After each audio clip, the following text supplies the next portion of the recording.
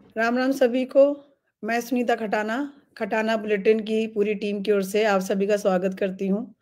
आज के हमारे जो शख्सियत कार्यक्रम है, जिसको कि हम हर बुधवार को आपके लिए लेकर आते हैं और इसमें हम हर बुधवार को एक ऐसी शख्सियत से आपसे मिलवाते हैं, जो बिल्कुल अलग होती है, हटके होती है, समाज में एक अलग काम कर रही हैं। तो आज हम आपको मिलवाएँगे राजस्थान से, जयपुर से श्रीमती आँचल अवाना जी। तो मैं चाहूँगी आँचल अवाना जी, आपका पहले बहुत-बहुत स्वागत है खटाना बुलेटिन पे और आप धन्यवाद। अ, परिचय दीजिए राम हमारे राम साहब। दर्शकों को। राम, राम साहब। हमारे दर्शकों को परिचय दीजिए अपना, जिसमें कि आपका आपका नाम, आपका गोत्र, आपका गाँव, आप किस गाँव से आते हो? क्योंकि हम लोग सभी गाँव से आते हैं। हमारा जो अगर बैकग्राउंड देखें तो गाँव से ही हम लोग बिलॉन्ग करते हैं। अभी तो शहर तो बहुत बाद में बने हैं। तो आँचल जी, आप अपना परिचय हमारे दर्शकों को दीजिए। बुलेटिन में जितने भी दर्शक मुझे देख पा रहे हैं और सुन पा रहे हैं, उन सभी से मेरा राम राम, जय देवनारायण भगवान की। और आज आपके समक्ष हूँ मैं। तो बस इतना सा ही कहना चाहूंगी कि बहुत बड़ा परिचय नहीं है मेरा। राजस्थान के जयपुर जिले से मैं आती हूँ और जयपुर मेरी कर्म भूमि रही है और मेरी जो जन्म भूमि है वो अलवर है। राजस्थान के एक जिला है दिल्ली के पास, एनसीआर के पास, अलवर जिला। तो मूलतः मैं वहीं पे ही जन्मी हूँ और वहीं पली बड़ी हूँ। मेरी प्रारंभिक शिक्षा भी वहीं पर ही हुई है। हुँ, और 2007 में मैंने जब अलवर जिले को छोड़ा और 2007 में जब मैंने राजस्थान की राजधानी जयपुर जिले में प्रवेश किया, हुँ, तो यहाँ से घटनाक्रम एकदम बदल सा गया। और 2007 में जब मेरी शादी हुई, तो उसके बाद भी मैंने अपनी पढ़ाई को निरंतर रखा देखिए। और मैं ये गर्व से कहना चाहूँगी कि मेरे ससुराल पक्ष ने भी मेरी पढ़ाई के लिए पूरा ज़िम्मा उठाया, क्योंकि वाह! जब मेरी शादी हुई थी उस समय 2007 में मैंने बीएड और बीए ही किया हुआ था और एमए किया हुआ था। उसके बाद मेरी सारी जितनी भी शिक्षा हुई वो जयपुर में हुई। हुँ, यूनिवर्सिटी में पढ़ी, मैंने पोस्ट ग्रेजुएशन किया, उसके बाद मैंने एमएड किया, फिर मैंने आरएस प्री क्लियर किया हुँ, और यहाँ से जुड़ाव ऐसा जुड़ता हुआ चला गया। और शादी के बाद भी पढ़ाई निरंतर मेरी जारी रही थी। और बहुत उसके बढ़िया। बाद में बस ये मानिए कि एक चलता रहा, कारवां चलता रहा और मेरी बहुत इच्छा थी कि मैं सिविल सर्विस में जाऊँ। हुँ, और हुँ, शायद कहते हैं कि जो भाग्य में लिखा होता है वही मिलता है। सही सिविल बात है। सर्विस में जाने का मेरा एक उद्देश्य था। हुँ, देखिए, हम लोग जीवन में जब कभी उद्देश्य को निर्धारित करते हैं ना, तो हुँ, मंजिल को हम लोगों को, हमारी जो डेस्टिनी होती है वो हम हमारे दिमाग में सोच के चलते हैं कि हमें हुँ, इस चीज को प्राप्त करना है। इसलिए मैं, हुँ, जितने भी दर्शक मुझे देख और सुन पा रहे हैं, मैं उनसे भी यही आग्रह करना चाहूंगी कि जिस भी काम का हम बीड़ा उठाते हैं, जिस जिम्मेदारी को हम निर्वहन कर रहे होते हैं, तो हमारे दिमाग में हमारा उद्देश्य पहले सफलता पूर्वक तभी हम पहुंच पाएंगे जब हमारा उद्देश्य हमारे दिमाग में बिल्कुल क्लियर हो कि हमें किस चीज को अचीव करना है। क्योंकि तो जिस आँचल चीज जी, की हमारा जो बच्चियों के लिए जैसे हम लोग हमें पता है कि बहुत मुश्किल होता है लड़कियों के लिए पढ़ाई आगे मतलब कंटिन्यू करना। देखिए, मेरे लिए भी बहुत सरल नहीं था। मैं आपको बता दूं यहाँ पर दीदी कि मैं वही आपसे एक 2005 में सवाल वही मैं आपसे पूछना चाहूँगी अभी मैं मैं क्योंकि खुद के अनुभव बताती हूँ कि 2005 में जब मैंने बीएड किया था, तो ऑल राजस्थान में मुश्किल से 7,000 सीट्स अवेलेबल थी और हुँ, बहुत बड़ी बात होती थी कि पीटीटी में सिलेक्शन हो गया। हुँ, तो हुँ, मेरे घर का माहौल भी बहुत हेल्दी था, अच्छा था। पर वो देखिए, समाज की जो दकियानुसी है वो कहीं ना कहीं बीच में आती ही आती है। हुँ, जैसे मेरी जो दादी जी थी या फिर मेरे बड़े ताऊ जी थे, उन सब ने एक ही चीज कहा। जब मैंने बीएड में एंट्रेंस पास किया तो मेरा राजगढ़ में नंबर आया था। हुँ। और जैसे ही मेरा राजगढ़ नंबर आया तो मुझे लग गया था, मेरी माइंड में क्लिक हो गया था कि घर की बेटी हूँ और समाज, गुर्जर समाज की बेटी हूँ, तो मुझे लगता है कि प्रतिबंध लगाया जाएगा रह जाएगा। और मुझे आगे पढ़ने के वही लिए। मैं आपसे भी ना सवाल एक करना चाह रही थी कि हम लोग मतलब क्योंकि हम लड़कियाँ अब तो महिलाएँ बोल लो कि हम महिलाएँ हैं, लेकिन जब बच्चियाँ थी, तो हमें मतलब हमारे जो माता-पिता थे, उन्होंने हमें बहुत संरक्षण में रखा। उन्होंने वो हमें पढ़ाते रहे क्योंकि जैसे मैंने देखा कि जो चीज़ मतलब भुगता हमारे माता-पिता ने, क्योंकि उनको सुनना पड़ता था कि लड़की है, पढ़ा रहे हो, लड़की को एग्जैक्टली, पढ़ा रहे हो, बिल्कुल मैं लड़की को आपकी पढ़ा बात से रहे हो। सहमत हूँ दीदी। हाँ, तो आपने भी सुनना वही फेस पड़ता किया। है। बिल्कुल, मैंने एग्जैक्टली यही फेस किया था। और मैं बता दूं कि मेरे फादर बहुत ब्रॉड माइंडेड थे और वो एक प्राइवेट जॉब में थे। आयशा ट्रैक्टर का नाम आपने सुना होगा, उस कंपनी में वो सीनियर मैनेजर थे। तो बहुत खुला हुआ वातावरण हमको मिला था। पर जो मेरे और रिश्ते में मतलब जो भी हमारे रिश्तेदार थे, हमारे जो भाई मतलब चाचा जी ताऊ जी वगैरह थे, जब मेरा नंबर आया था तो मुझे रोक दिया गया कि नहीं नहीं नहीं नहीं, घर की बेटी को हम बाहर नहीं निकालेंगे, अब तक कोई लड़की समाज की बाहर गई है नहीं। क्योंकि आज से देखिए 19 साल पहले की मैं बात कर रही हूँ, 18-19 साल हो गए, 2005 की मैं आपसे बात करना चाहूंगी। तो मेरे दिमाग में जब ये बात आई कि हम घर की लड़कियां हैं और हमें तो आगे की शिक्षा के लिए बाहर नहीं भेज सकते हैं, तो मैंने भी अपने पेरेंट्स से बात की कि नहीं, मुझे तो पढ़ने बाहर जाना है, मेरा सिलेक्शन हुआ है। तो मेरे फादर ने बहुत इजी गोइंग मुझे ये बोला कि चाहे समाज कुछ भी कहे, चाहे रिश्तेदार कुछ भी कहे, पर मैं अपनी बेटी को बाहर पढ़ने भेजूंगा। मैं उसकी पढ़ाई में कोई बाधा नहीं आने दूंगा। और मैं हर माता पिता से आपके चैनल के माध्यम से कहना चाहूंगी कि सशक्त रूप से अगर हम लोगों को बेटी को आगे बढ़ाना है, तो सारी जो दकियानुसी बातें, देखिए समाज अब आगे बढ़ चुका है। कहते हैं कि समाज में अब बेटियों को भी अब वो स्थान मिलने लगा है जिससे अभी वो वंचित थी। पर अभी भी हम देखेंगे कि ग्रामीण परिवेश में अभी भी वो चीजें हमें देखने को मिलती है, और मैं तो ये कहती हूँ हमारे ही समाज में मिलती है। और मुझे अच्छे से याद है 18 अप्रैल 2005 का वो दिन, जिस समय दिन की एक ट्रेन हुआ करती थी, और उसमें मुझे मेरे पिताजी ने बैठा के सिर्फ दो ही शब्द कहे थे कि बेटा मैं तुम्हें बाहर भेज तो रहा हूं, पर घर की गरिमा को बिल्कुल ध्यान रखना और बनाए रखना। आगे जाके ये ना हो कि मैंने अपनी बेटी को बाहर पढ़ाने भेजा है तो यहीं से ही अब रोक दिया जाए कि आगे बच्चों को ना भेजा जाए। तो देखिए मतलब मैंने ऐसा वहां कुछ से ना हो जाए कि भाई ये एग्जाम्पल बन जाओ कि देखो उन्होंने भेजा देखिए था। ये आज भी हर माता पिता की कहीं ना कहीं, उसको बिल्कुल है, सोच नहीं बिल्कुल। कह सकते, एक अवेयरनेस कह लो या फिर चिंता कह लो। देखो बेटियों का पैदा होना बड़ी बात नहीं है या फिर कोई मुश्किल नहीं है, कोई कठिन नहीं है, पर हम उनको परिवेश कैसा दे पा रहे हैं। क्योंकि देखो समाज में ये गतिविधियां निरंतर चलती आ रही है कि बहुत अच्छा हमारा महिलाओं के लिए समाज नहीं माना गया है, क्योंकि ये समाज है, ये देश पुरुष प्रधान माना गया है।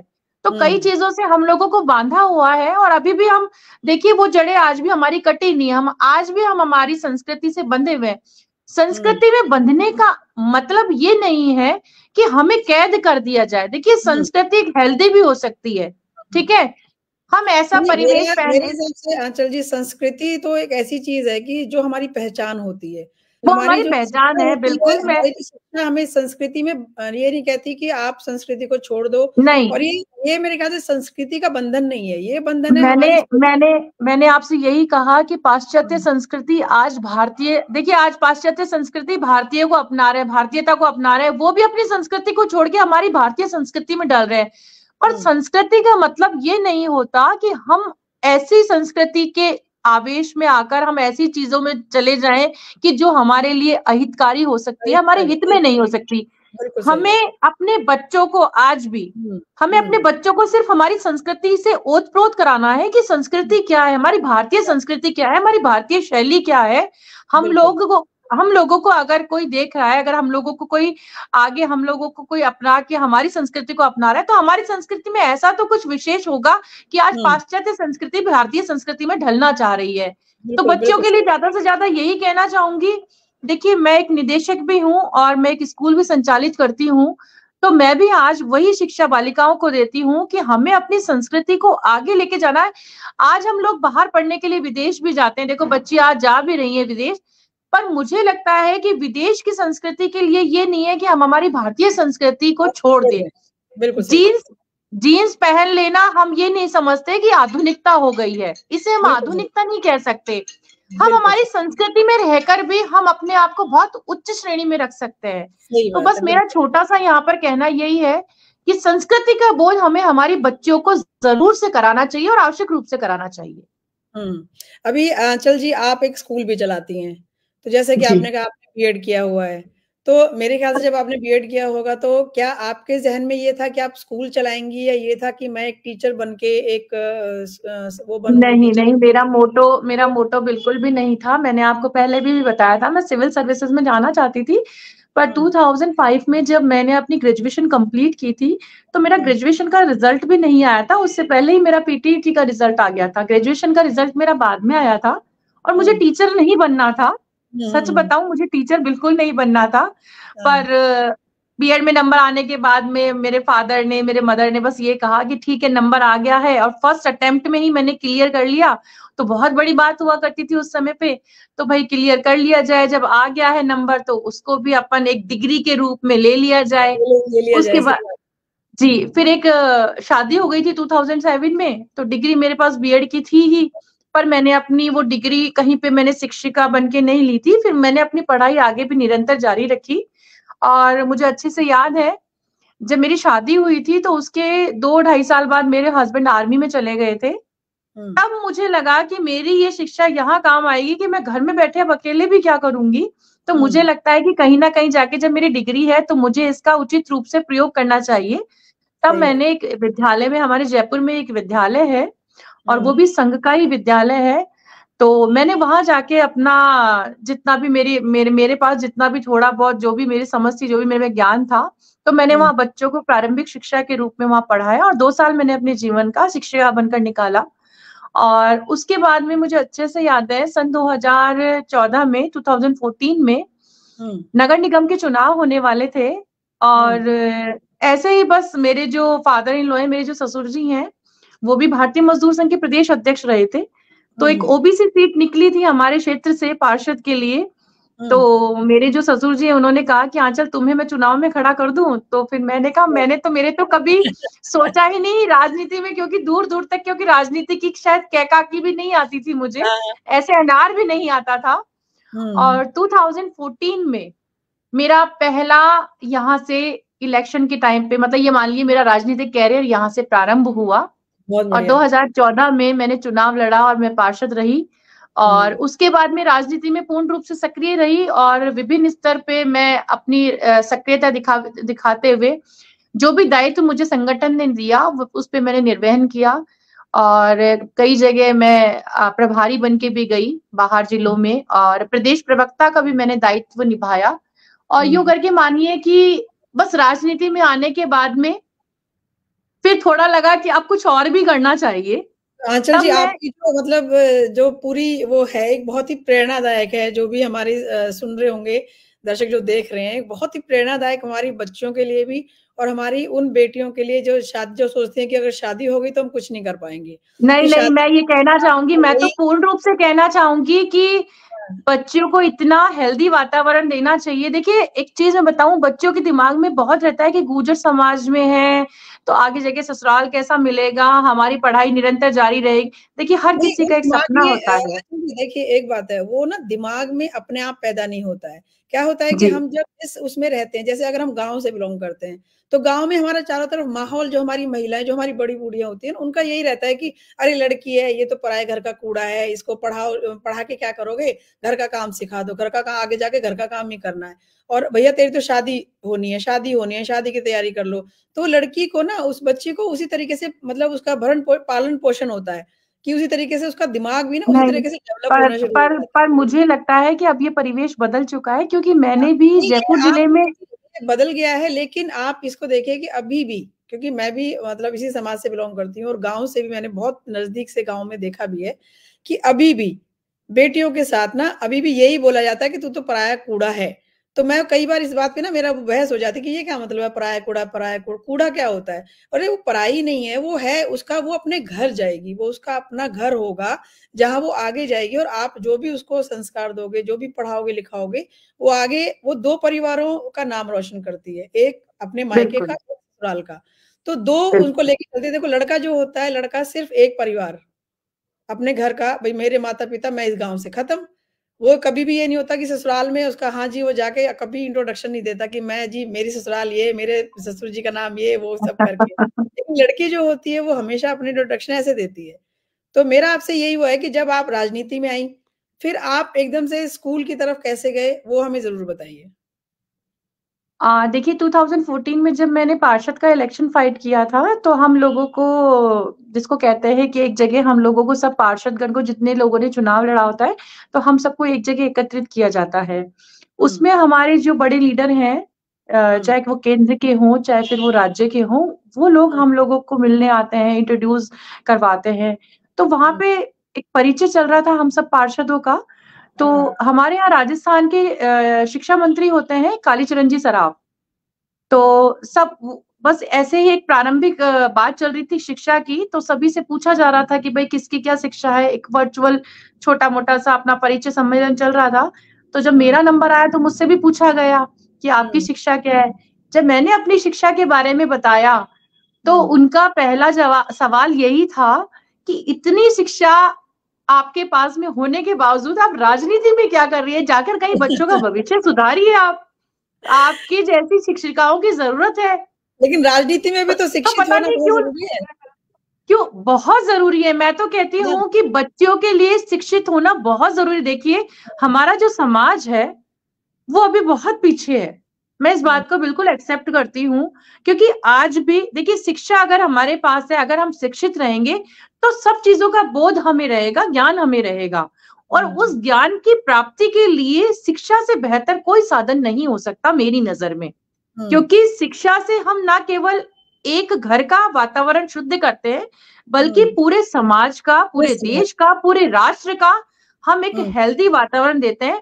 और देखिए हुँ, अगर माँ अगर शिक्षित रहेगी, मैं कहती हूँ जिस घर में एक माँ शिक्षित रहेगी, वो परिवार भी बखूबी अच्छे से उसमें संस्कार होते हैं और वो बिल्कुल। आगे भी अपने बच्चों को अच्छे संस्कार दे पाएगी। और हुँ, मैंने तो अपने जीवन का सफर कहते हैं कि लोग गाँव छोड़ के शहरों में आते हैं, पर हुँ, मैंने तो अपने दिमाग में एक ही धारणा बनाई थी कि मुझे शहर में कहीं शिक्षा नहीं देनी है।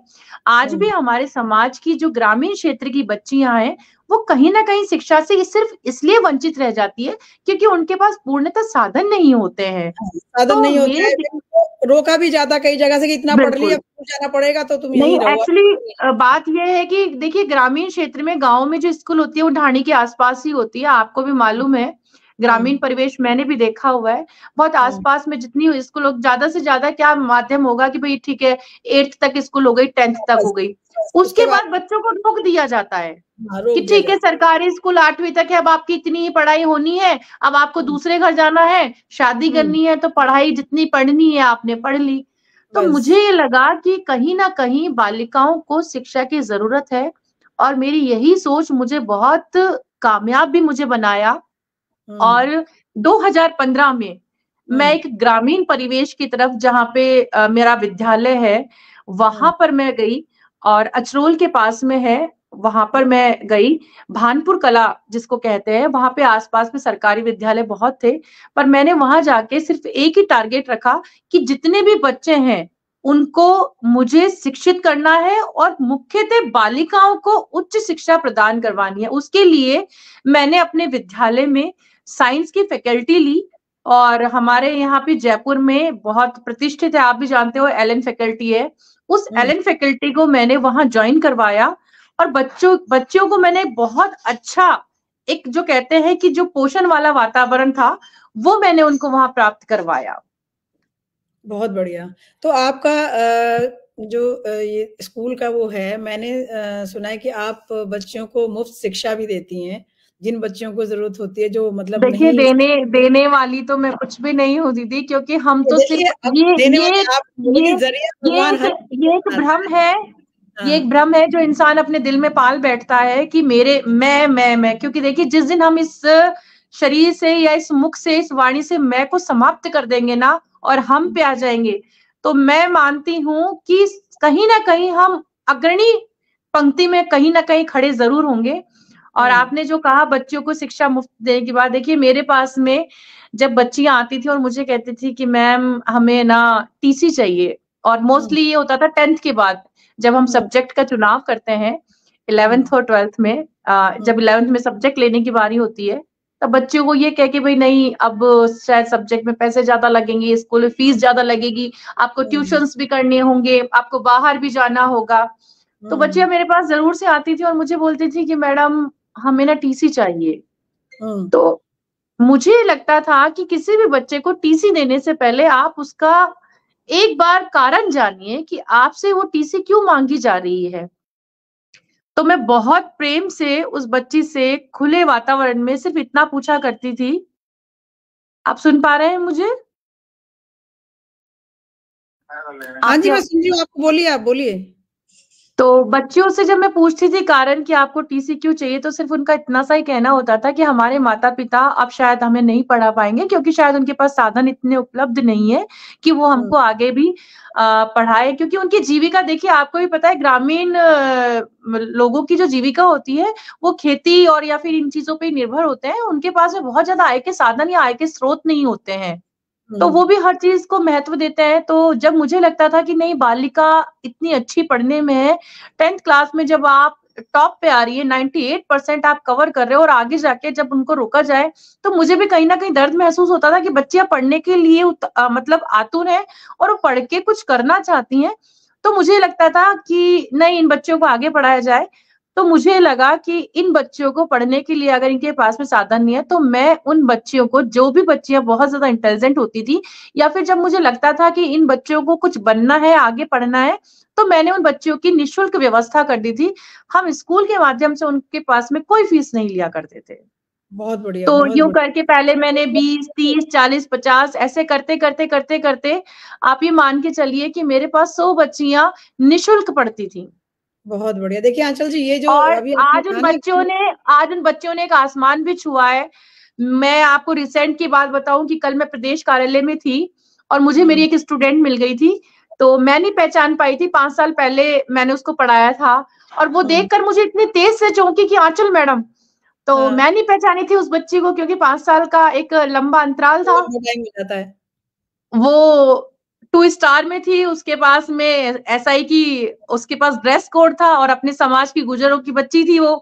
तो क्या वो बात! मुझे बोली कि मैडम, आज मैं जहाँ पर भी हूँ आपकी वज़ह से हूँ, क्योंकि आपने मुझे शिक्षा दी इसलिए मैं पढ़ी और इसलिए मैं आगे बढ़ी। आज मैं सब इंस्पेक्टर हूँ राजस्थान पुलिस में। तो बहुत बढ़िया, देखिए, बहुत अपने आप में ये तो कल की ही घटना है, रिसेंट की।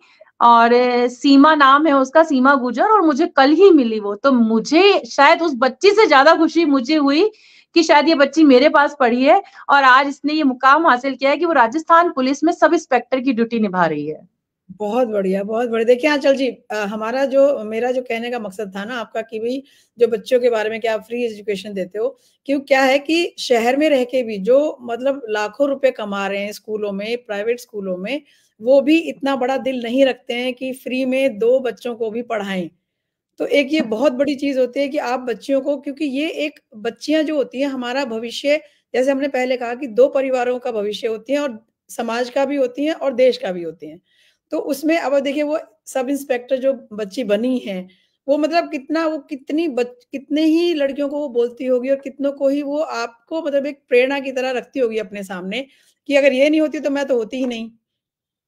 तो वो जो ऑन भगवान ड्यू जो होता है वो ना ऑन ये ड्यूटी ऑन ड्यूटी थी और जिस तरह से वो भागकर आई और जो उसके एक्सप्रेशंस थे और जो उसकी खुशी थी, मुझे लगता है कि इससे बड़ी शायद मेरे लिए कोई उपलब्धि नहीं हो सकती कि आज भी वो मुझे याद कर रही है और मुझे कह रही है कि मैडम मैं जहाँ हूँ, देखिए ये सब अपनी-अपनी किस्मत है। उस बच्ची ने मेहनत की होगी, उसने पढ़ाई की होगी, बिल्कुल, आगे देखो उसे अगर निरंतर उसने जारी। मेहनत करी ठीक है, लेकिन अगर उसको जी। आप अपॉर्च्युनिटी नहीं देते, तो उसके माता-पिता ने तो रोक दिया था ना उसको, कि तुम्हें नहीं हम नहीं पढ़ा सकते, तो वो आगे कैसे बढ़ती? ये तो एक देखिए, कहते हैं ना भगवान का ज़रिया करने वाले सब बिल्कुल, परमपिता परमेश्वर होते हैं, हम केवल निमित्त ज़रिया बनते भेजता है हैं। वो। आंचल जी वो ज़रिया भेजता है, वो हम लोगों को हम ज़रिया हम बनाता है। केवल निमित्त बन सकते हैं किसी बस, के। उसने बनाया कि एक डोर पकड़ के ना, जैसे एक कहावत है, एक आपने भी सुनी होगी, मैंने तो बहुत बार सुनी है और बहुत लोगों को एग्ज़ाम्पल भी दिया है, कि जो भगवान हर जगह नहीं हो सकता, भगवान लेकिन अपने बंदे ज़रूर भेजता है। जैसे एक आदमी बिल्कुल। डूब रहा था तो उसने कहा कि भगवान मुझे बचा लो। भगवान ने एक नाविक भेजा, उसने कहा भई आ जाओ नाव पे चढ़ जाओ, कि नहीं मुझे भगवान बचाने आएँगे। फिर वो भगवान मुझे बचाओ, दूसरा आया वो फिर भी नाव पे नहीं चढ़ा, उसके बाद उसकी मृत्यु हो गई, डूब गया। भगवान के पास पहुँचा तो उसने कहा कि भगवान आप मुझे बचाने ही नहीं आए। तो भगवान ने कहा और कैसे बचाने बिल्कुल। आते? भाई इतने लोगों को तो भेजा था लेकिन तुम तो बचना ही नहीं चाह रहे थे। तो जी, भगवान एक जी। ज़रिया बनाते हैं, भगवान हर जगह नहीं हो सकते हैं। हर इंसान के रूप में जो भी एक कोई भी कार्य अच्छा कर रहा है, कोई भी इंसान हो, कोई महिला हो या पुरुष हो, तो ये एक भगवान के ज़रिया भगवान ने बनाया है कि आप करो। आपके हाथों से होगा ये, करने वाला तो ऊपर वाला ही है, हम आप कुछ भी नहीं है। देखिए, लेकिन मैं तो ये मानती हूँ कि सेवा का अवसर भी ईश्वर सभी को प्रदान नहीं करता है। जी, सेवा बिल्कुल, भी किसी-किसी के भाग्य में ही होती है और उस सेवा के लिए हमें ईश्वर चुनता है। हम जी, ईश्वर को नहीं चुन सकते, सेवा का माध्यम हमें ईश्वर बनाता है और उस सेवा को बिल्कुल, कराने के लिए हमें ईश्वर ही चुनता है। और बिल्कुल अगर सही। हमें किसी की सेवा करने का मौका मिल रहा है, तो हम धन्यवाद देंगे उस प्रभु का कि हे प्रभु, आपने हमें स्मरण किया, आपने हमें याद किया और हमें निमित्त बनाया, ये आप ही कर सकते थे, क्योंकि हम मानव योनि में है, हम इतने सक्षम नहीं हो सकते कि किसी को हम कुछ दे पाए। देखिए, सब देना, ये लेना सब ईश्वर के ही निमित्त है, ईश्वर ही प्रदान करता है। पर मानव आज ये सोच बैठा है कि देने वाला भी मैं ही हूं और करने वाला भी मैं ही हूं। तो मैं तो कहती हूँ कि इस भ्रम से जितनी जल्दी हो सके निकल जाए, उतना ही जीवन हमारा सरल और सुगम्य हो जाएगा। तो आंचल जी, मैं आपसे एक सवाल और करूंगी। जैसे मैंने राजस्थान के बारे में बहुत सुना भी है, पढ़ा भी है, और आजकल तो सोशल मीडिया इतना बहुत ज्यादा फास्ट है कि हर चीज की खबर मेरे ख्याल से न्यूज चैनल से पहले पहुंच जाती है सोशल मीडिया पे। तो हम लोग देखते हैं कि राजस्थान में अगर एक घर में 4 भाई हैं, उनकी अगर 4 बेटियां या 5 बेटियां हैं, तो वो क्या करते हैं, एक साथ शादी कर देते हैं सबकी, चाहे उम्र कुछ भी हो बच्चे की, 10 साल हो, 12 साल हो, 14 साल हो, जो भी उम्र हो। जो सबसे बड़ी होती है वो शादी के लायक होती है, उसके साथ साथ वो 3-4 जो भी बेटियां होती है सबकी शादी कर देते हैं। तो ये प्रथा आज भी है, जबकि हमारे मतलब कानून निकला हुआ है कि 18 साल से पहले आप शादी नहीं कर सकते बच्ची की। तो ये जो है राजस्थान में अभी भी चल रहा है। तो आप इसके बारे में क्या कहना चाहेंगी?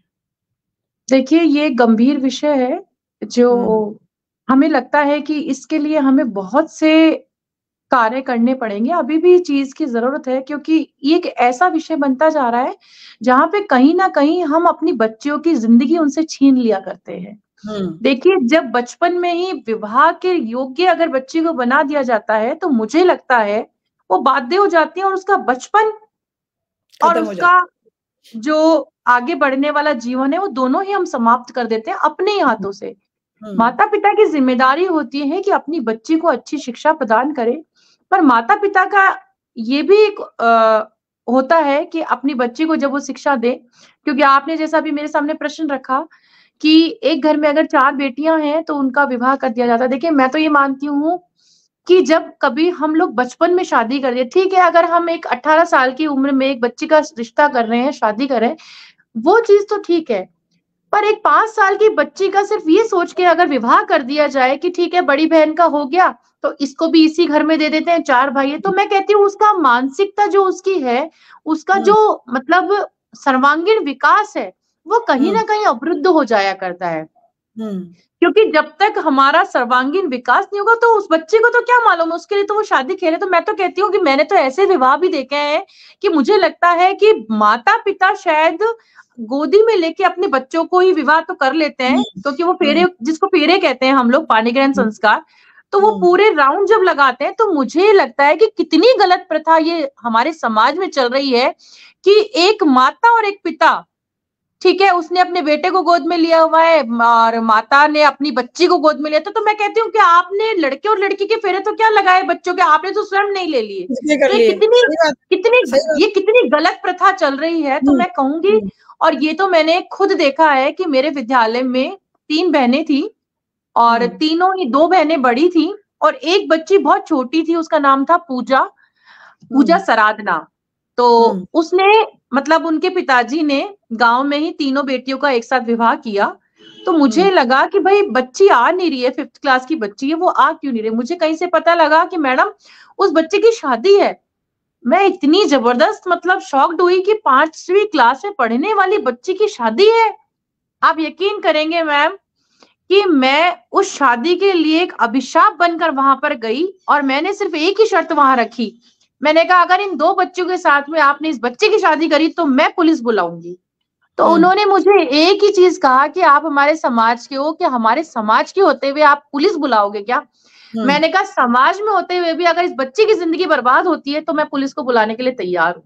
बिल्कुल सही मैंने कहा, बात है। कोई भी कारण हो, कैसा भी कारण हो, आप इस हुँ। बच्चे की शादी नहीं कर सकते। और दी, समाज ये थोड़ी कहता है कि मैं बिल्कुल उस चीज के लिए इतनी, मतलब मैंने इतनी सौगंध ली थी कि मैं इस बच्ची का विवाह किसी भी कीमत पे नहीं होने दूंगी, और मैंने वही किया। आज भी वहां पे सब मुझे जानते हैं, मेरे नाम से मुझे वहां जानते हैं। वो शादी मैंने नहीं होने दी। बहुत बढ़िया, बहुत बढ़िया। अब देखिए इतना मतलब आपने एग्ज़ाम्पल आपने सेट किए हुए हैं। तो आप अब चलते-चलते हम मैं आपसे चाहूँगी कि आप हमारे समाज को क्या संदेश देना चाहेंगे? वैसे तो हम जो भी हम बात कर रहे हैं उसमें संदेश तो काफ़ी हैं, समझने वाले के लिए हम लोग बहुत संदेश हमने शुरू से और अभी तक जो दिए हैं। लेकिन आप फिर भी एक क्या संदेश हमारे समाज को देना चाहेंगी? देखिए, हमारा समाज बहुत पिछड़ा हुआ समाज कहलाता है गुर्जर समाज, और इसमें कोई अज्ञानता भी नहीं है। मैं ये कहना चाहूंगी आपके चैनल के माध्यम से, आपके माध्यम से, जितने भी दर्शक मुझे देख सुन पा रहे हैं उनके माध्यम से मैं एक ही संदेश अपने समाज को देना चाहूंगी कि बेटियों को बोझ ना समझें। बेटियां, आप अभी पूर्व में भी आप कह चुकी हैं कि बेटियां सिर्फ एक घर की लाज नहीं रखती हैं, बेटियां दो कुल की होती हैं, बेटियां दो घर को निभाती हैं।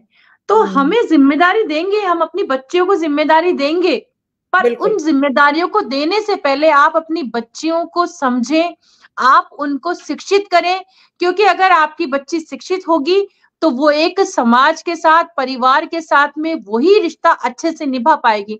मैं कहती हूँ कि जब तक अशिक्षा रहेगी हमारे समाज में और बच्चियां शिक्षित नहीं रहेंगी, तो आगे चलकर जब समाज में वो अपने घर में, अपने परिवार में, अपने ससुराल में जब जाएंगी, तो मुझे लगता है कि उस परिवार का वातावरण कभी भी सुखमय नहीं हो सकता। क्योंकि देखिए, जहां पे अशिक्षा होती है, जहां पे शिक्षा का अभाव होता है, तो वहां की सोच भी संकीर्णता से भरी होती है। और जब तक हम हमारी सोच को बहुत अच्छे से, मतलब सोच भी तभी बेहतर बन सकती है जब हम शिक्षित हों।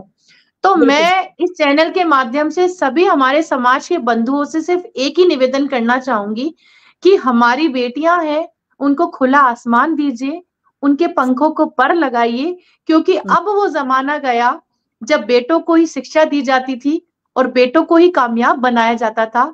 पर आज बेटों के साथ साथ में बेटियां भी वो सब धर्म और वो सब कर्म निभा रही हैं जो एक बेटा करता था। क्योंकि आज हमारे समाज में और हमारे राष्ट्र में एक चीज आप जरूर से देखने को मिल रही है, आप भी जानते होंगे कि आज हमारी बेटियां ना केवल आगे बढ़ रही हैं, बेटियों को वो हक भी दिया जा रहा है जहां बेटियां अपने माता पिता को कांधा भी देने लगी हैं।